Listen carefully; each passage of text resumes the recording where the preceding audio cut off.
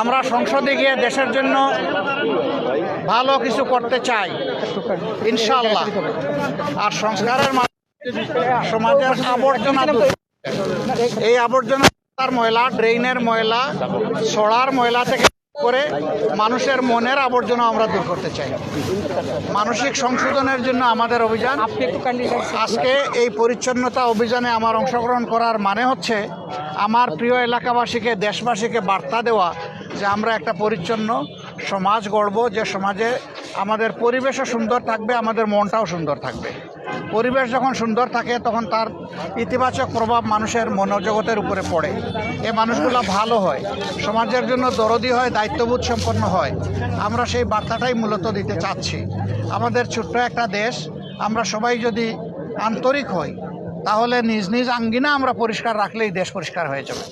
আজকে এই বার্তা দেওয়ার মাধ্যমে আমি আমার এই এলাকার সহকর্মীবৃন্দকে বলবো যে প্রতিদিন ফজরের পরে, আজকে এটা লোক দেখানো নয়, এটা দিয়ে শুরু। প্রতিদিন ফজরের পরে আমাদের প্রত্যেক ইউনিট মিনিমাম আধা ঘন্টা সময় এই পরিচ্ছন্নতার কাজ করবে। 1 ঘন্টা পারলে আরও ভালো। এরপরে যার যার কাজে পারিবারিক পেশাগত দায়িত্বে তারা ছড়াই পড়বে, সমাজের অন্যান্য সেবায় ছড়াই পড়বে। কিন্তু এখন থেকে আমাদের এই এলাকাটা আমরা চাচ্ছি একটা মডেল এলাকা হিসাবে গড়ে উঠুক।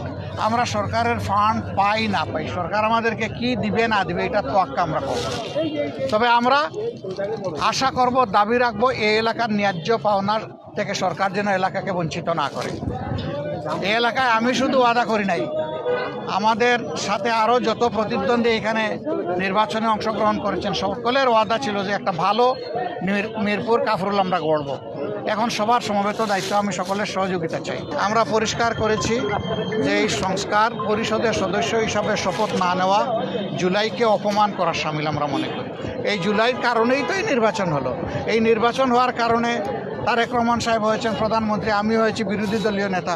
এই জুলাই না আসলে কি আমরা এটা হতে পারতাম? এই খেদমতের এই সেবার সুযোগ পেতাম?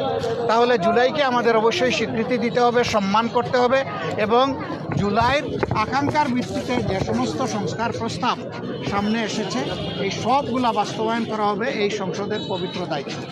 যদি সরকারি দল উদ্যোগ নেয়, আমরা বিরোধী দল হিসাবে সর্বাত্মক সহযোগিতা করব। সরকার যদি উদ্যোগ না দেয় তাহলে আমরা জনগণের হয়ে সেখানে কথা বলব।